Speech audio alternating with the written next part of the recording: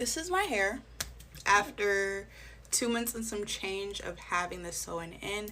I got the sew-in done January 30th. It is now March 23rd. This is what we're working with. So I had the whole perimeter out, but I braided the sides down. We're not gonna lift it too high. I braided the sides down just so I have less hair to like manipulate. So I've just been working with the middle section and it's doing really good. I wear my hair in two states. So I wear it in the blow dry state, which you can see in the previous video that I uploaded before she straightened it, and I wear it in the silk press state. Most times I wear it in the blow dry state because I don't really like putting heat in my hair in between washes too much. So like after I wash my hair, which I washed up to like 3 times so far, I'll straighten my hair. And then if it starts to get like sweated out, because I do go to the gym, I just leave it in the blow dry state. But my heat damage is not too bad. It still looks really good. I might have to keep it until April, but it's looking a little crazy underneath here, so we can't do that. But this is my hair. Happy New Year to all of you. I hope you all had a great, fantastic, festive season. Lots of fun, but you also took the time to reflect on 2024 because now we are in 2025. I wanted to talk about this new wave of Black women that I've been seeing wearing natural hair extensions that match their hair texture, like the girl in the video that I showed just before. And for those of you who have been watching me for some time, know that I am a big advocate for Black women embracing their natural hair in all forms by either wearing it out and wearing extensions, wigs, sew-ins that match their hair texture. So I am 100% riding this new wave alongside the other Black women. And I know that since the beginning, there have been Black women who have always worn hair extensions in the texture of their natural hair, but it was never really popularized in the various Black communities and in the general community.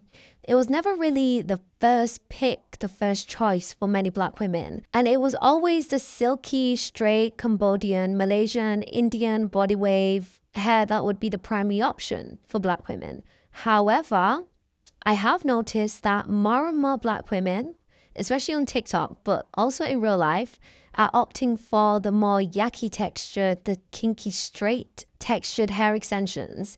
And that is amazing because these textures look indistinguishable against our natural hair, especially if you have type 4 hair. And I can guarantee that most people will not be able to tell the difference and think it's all your hair. It's happened to me. And I can definitely vouch for that. The main reason for this is because Yaki and Kinky straight textures provide a way better blend with our type 4 natural hair when it is straightened and also when it is blow dried, which is advantageous because it reduces the amount of times we need to straighten our hair, and as a result, this reduces and prevents the heat damage. This is particularly the case when wearing a sew-in or a V-part or U-part wig with a leave-out. And also the versatility of these hairstyles are another added benefit.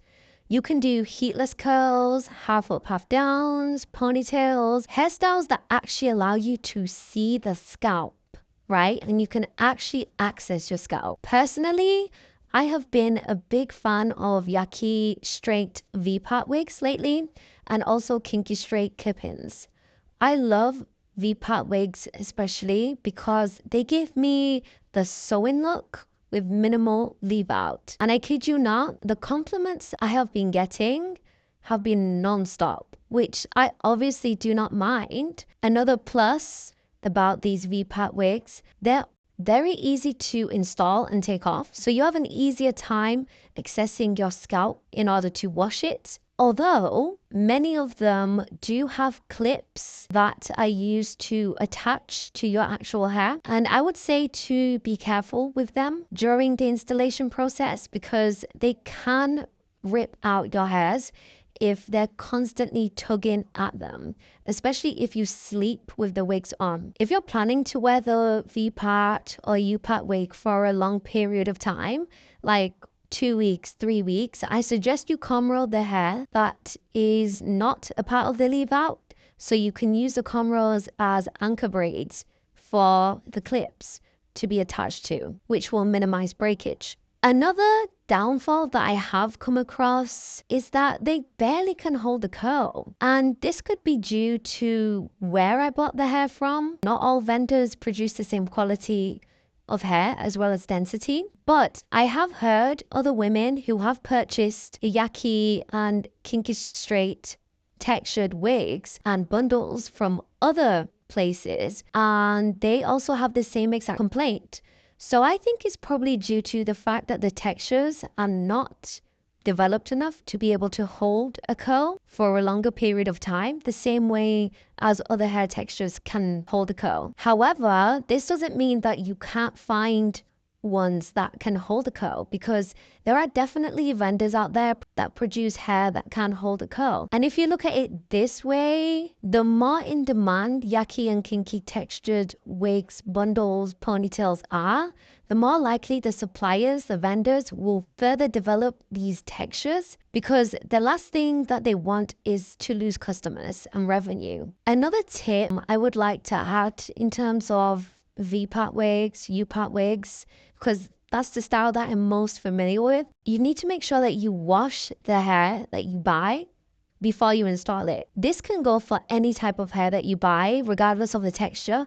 Wash it before you install it, because 9 times out of 10, the hair is processed, chemically processed. The skin on your scalp can have an adverse reaction to those chemicals, and also maintain it well so you can get more years out of it. I got my first V-part wig from Amazon, but there are other places where you can purchase YAKI, KINKY, straight wigs, bundles and ponytails. Let me know if you want me to do a video about which places you can purchase YAKI and KINKY straight textures, because I do know that there are some people who do find some difficulty in trying to find reputable stores that actually produce good quality hair.